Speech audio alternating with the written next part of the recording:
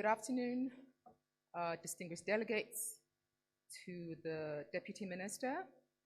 Allow me to start by saying all protocols observed. Okay, what you're all saying at the same time. So let me start by saying thank you for giving us this chance to be involved with this national taxi Lekgotla. I think many of the speakers this morning have echoed sentiments that it's time to reimagine public transport delivery in South Africa. So I'm just going to start quickly with a brief overview of the importance of transport in South Africa, and then break it down to public transport, and then we look at the taxi industry. So when we look at transport in South Africa, we see that it's intricately linked to GDP growth in South Africa. More importantly, transport also accounts for the same share that agriculture accounts for and electricity and personal services account for. So there's no denying that transport is quite important in the South African economy.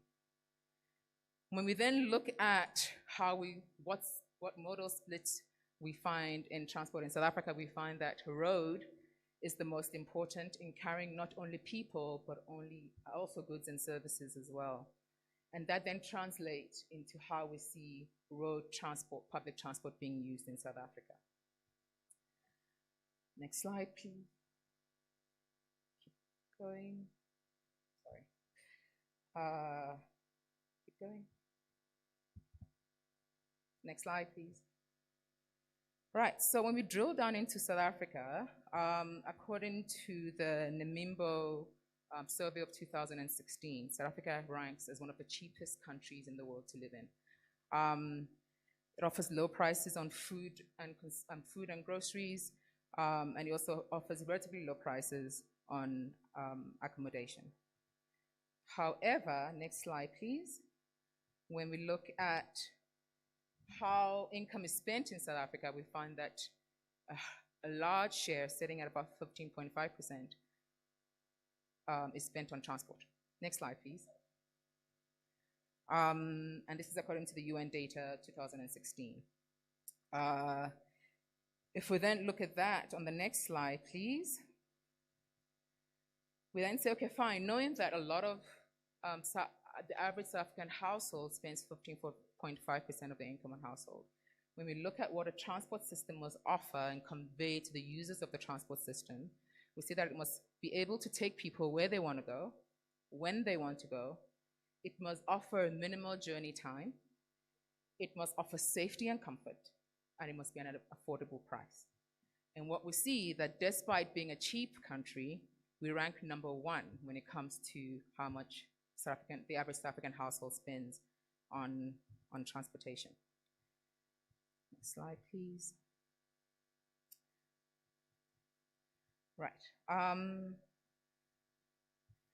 When we then look at, when we then drill down into the taxi industry, we find that taxis, according to the National Household Survey that StatsSA conducts, the most recent one being 2013, and there's one currently underway, taxis account for 68% of passenger trips every day. So that means that it moves 5.4 million passengers per day. If you then break that down to passenger trips, so to and fro and short stops in between, that actually accounts to 15.6 million passenger trips on a daily basis. If you then look at the actual industry that supports these numbers across different provinces, we see Gauteng has 35,000 taxis, Western Cape 20,000, KwaZulu-Natal 23, and this goes on to Northwest and Northern Cape at 10,000, and Northern Cape at 2,000. The industry is estimated to support over 250 direct and indirect job opportunities, and this includes drivers, taxi marshals, administrative support, etc. So if we look at different modes, so if we look at the modal split of public transport in South Africa, we find that on a daily basis, about 2 million commuter trips are taken on the train, about 9 million commuter trips are taken on a bus, but the minibus taxi accounts for 15 million commuter trips daily. And this is from the Land Transport storage, National Land Transport Strategic Framework. Right. The next slide just further shows the dependence of passengers on minibus taxis as the most used mode of public transport. Can you please go on to the next slide, please? Thank you. And we see that split. So if you look at those who are actually using public transport, again, as previously stated, we see 68% of them actually use minibus taxis, with 21% of them using buses, and then 13% using trains. Right, so when we look at our customer profile, we see that the average age of an owner in the taxi industry is 46 years old. About 16% of them are under 35, and I think this kind of points to what Tabosh was saying about wanting to recruit the youth to join the sector. It's 100% Black owned, it's 21% female owned. If you look, and then we just look at a little bit of a breakdown as to the credit profile of loans on books. On average, it's about 67 months, with a weighted interest of 25.2%. Okay, next slide, please. Next slide. Thank you. So if we then further look at how households spend their income on public transport, if you remember from an earlier slide, 15.5% of income is spent on transportation. When we break that down, we look at car ownership, we see that the poorest 60% of households actually don't own cars, which means that they depend on some form of either walking or public transport.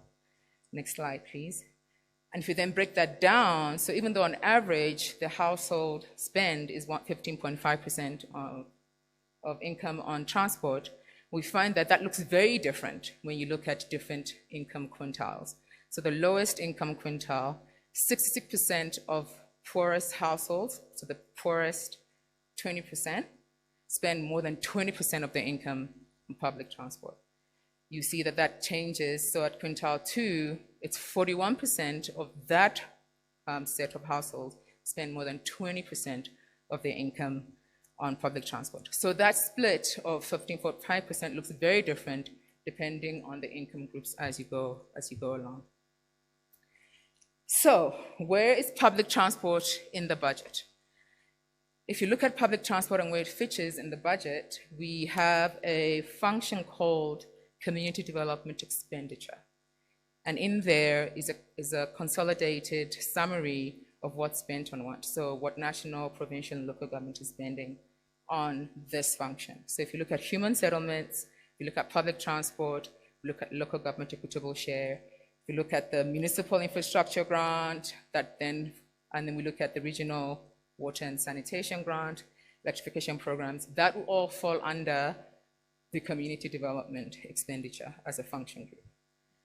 What I've highlighted for you is the public transport expenditure as at February 2020.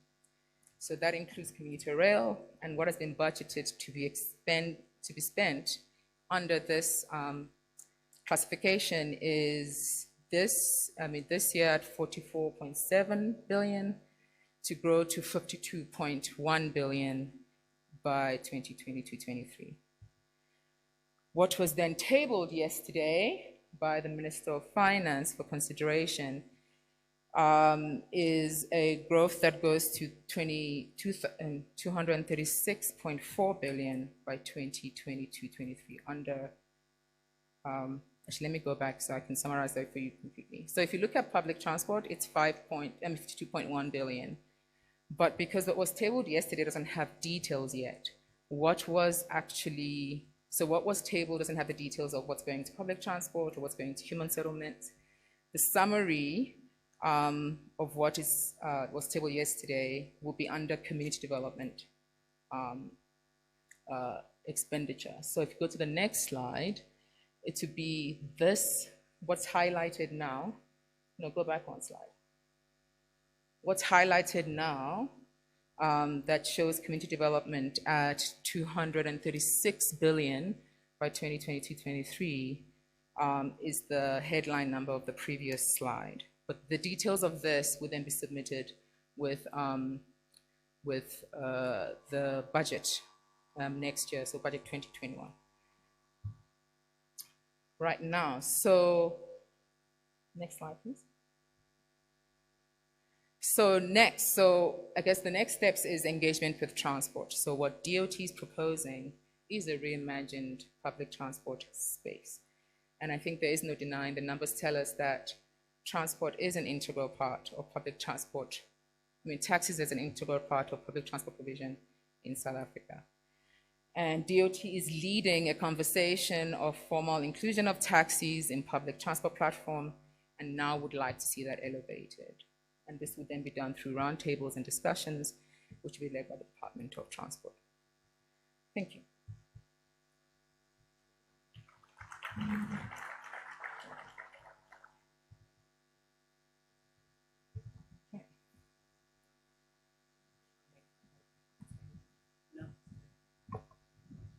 Thank you very much, Dr. Obugu, for the presentation. And it gives us information about the budget allocations for the public transport environment, but it starts with a very good analysis of why we have a problem. It shows proof of the dominance of the taxi industry in public transport provision, but as we know, it then shows a skew around the allocation of funds to that sector that is dominant and yet provides for the largest proportion of our society. I think what's important for us as a country, which would lead to prioritization of public transport, and particularly the taxi industry, is this very disturbing fact that we are, if not the highest country, where people pay the highest amount as a proportion of their income, at 15.5%. But the story is deeper. It then says, actually at low income level, it's 20.8%. That's the story we're dealing with, and that's the story we must find a solution to in the deliberations that you go into commissions this afternoon. Thank you for the presentation. The next item on our agenda, I'm going to ask Mr.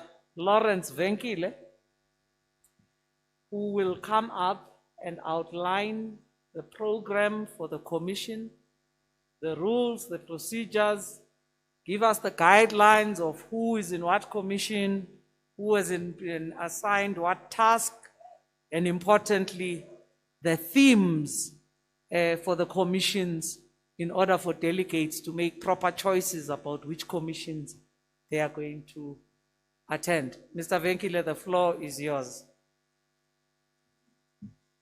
Thank you very much.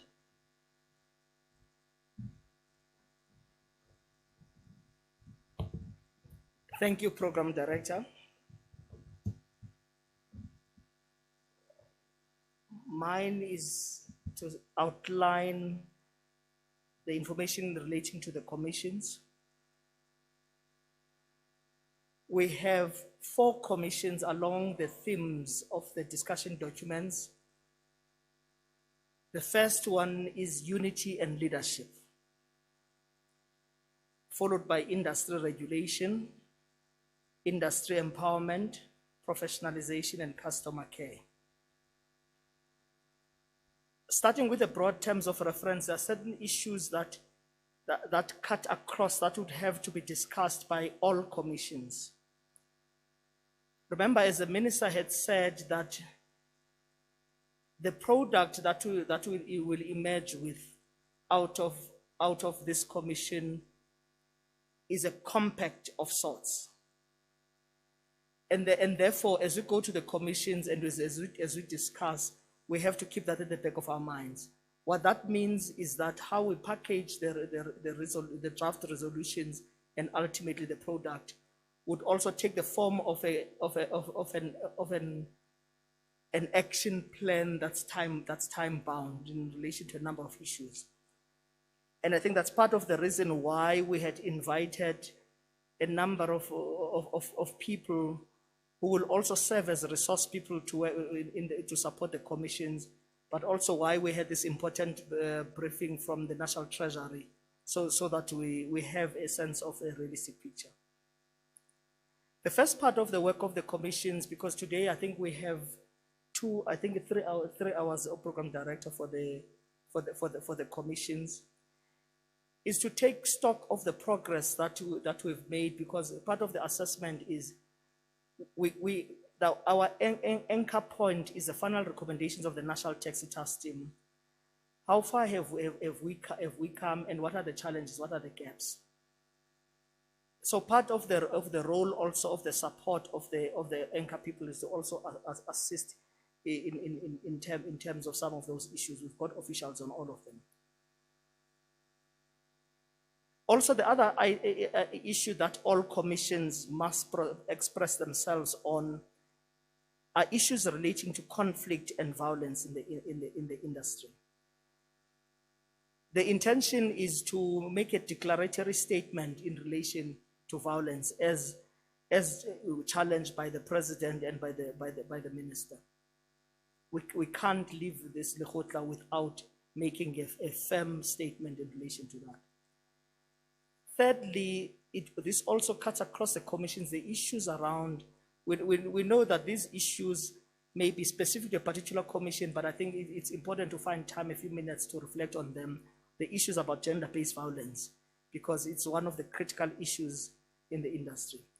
But overall, on the basis of the theme that each commission is expected to look at the issues that have been teased out, but some of the issues which may not have been in the discussion documents, but came out in the deliberations in the various provinces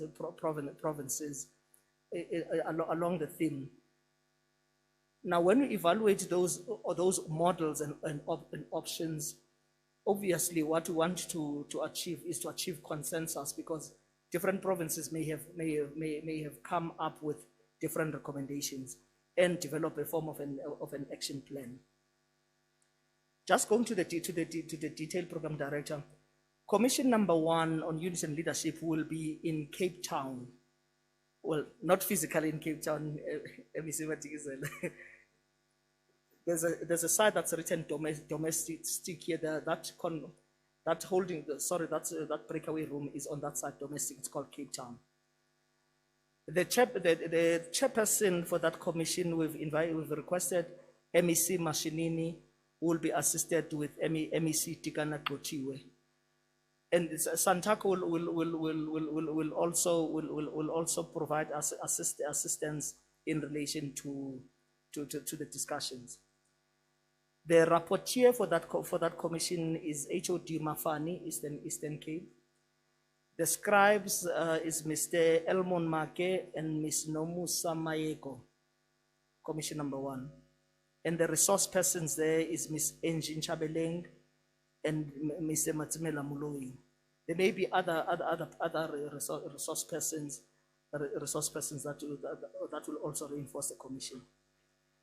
The second commission will be at Makopolo. Makopolo is on the international side, which is across the road from domestic. The chairperson there is MEC Lerule Ramakanya, assisted by MEC Lehari. The rapporteur, Mr. Yasir Ahmed, who's representing the HOD from the Western Cape. And the scribes there is Mr. Bonile Malila and Mr. Bafana Mkwebana. The resources there, the resource persons to assist the commission is Mr. Kamanda, Kibi Manana, Mr. Lisiba Manamela, Ms. B. Potoi, and Mr. Lungas Fundiswa, who is a member of the task team. And also, RTMC has a lot of there's a lot of work that they're doing in this space, and they will also reinforce that commission as resource. The third commission on industry empowerment is on King Shaka. It's also on the domestic side. of the breakaway rooms. That one will be led by MEC Matikizela, assisted by MEC Mashego. We had indication that MEC Mashego would get later in the day. The rapporteur there, Mr. Dichaba, the HOD in the Northern Cape, and we'd also invited Mr. Mokonyama to provide assistance there, to provide support. The scribe is Mr. Muzi Smelane and Ms. Nontlantla Ngosi. With the resources, Mr. Takalani Ndandureni, Ms. Nomsa Mtsweni, Mr. Vish Naidu, and Mr. Legu Smith. Part of the support and to reinforce the resource persons there will also be the TRSA. It's the entity that is contracted to do the scrapping, but they've also been doing quite a lot of work contracted by the department. So that information is important. The last commission on professionalization and customer care, that commission will be in this hall, in the plenary hall. And the chairpersons there is MEC Bloom, supported by MEC Masimula. The rapporteur, Ms. S. Ngubo, the HOD KZN. The scribes is Ms. Amanda Gibbet and Ms. Jeanette Lavita. With the resources, Mr. Artsolo, Ms. Kamantha Manilal, and Mr. Melani.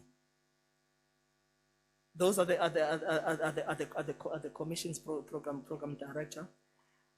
There is a package of document. There's a package that has been put together to assist the commission. This package is one, the discussion documents that have been circulated that we've been using in the provincial Lekgotla. There's also a consolidated report that teases out and lifts the issues from the public discourse, the stakeholder engagements. There's also issues that have been lifted from the provincial Lekgotla. There's going to be another volume which hopefully it will come quite soon, program director, because there's 3 provinces that we received the reports quite late. It came yesterday while this pack is in production. I think it's being consolidated right now as we speak, so that no province must feel like the issues that came out of the provincial Lekgotla are not part of the pack and the discussions. It may not be part of this pack, but there's a document, a pack that is being produced as we're speaking, which also includes the written input from Santaco. We are going to brief the scribes in terms of the format, how they must package the resolutions as we break away to the various commissions. Program director. Thank you.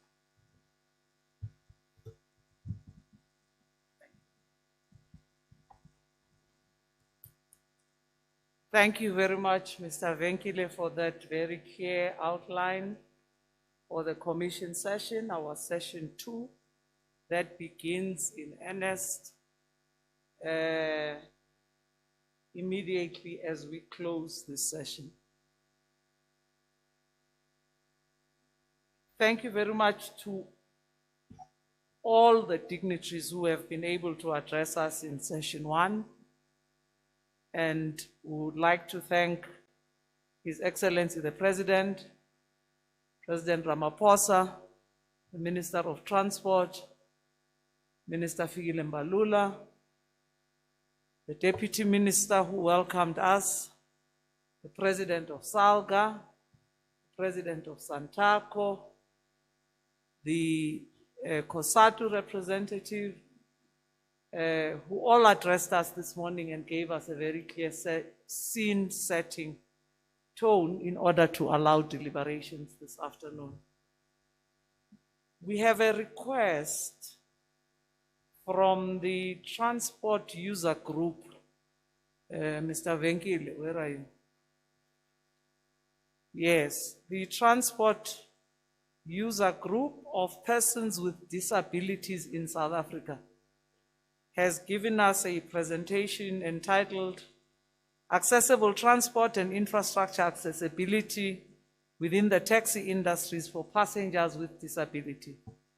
I would like to hand this over to you and the request the instructions from the Deputy Minister is that we just incorporate this into the pack for delegates in the commissions to enable them to also discuss as part of the very rich deliberations they are going to have. But I wanted to put it on the record that we are including this formally in the pack. Mine is to thank all the distinguished delegates for this plenary session. It comes to a close at this point, but can I also indicate to the media that the deliberations in the commissions constitute a closed session, and that means this is the part at which we part with our friends in the media, and they allow us to go into commissions to have deliberations not with media coverage. We will return to a plenary session when the report backs happen, and I'm sure the media will be welcome back into that plenary session. Ladies and gentlemen, my political principals, the leadership of Santaco and the industry, mine is to thank you very much. We break at this point and we go into the commissions. It is scheduled to end at 4:30, but I would propose that the commission chairs take responsibility for managing that time between 4:30 and 5, and bring the sessions to a close. Tomorrow, your programs indicate that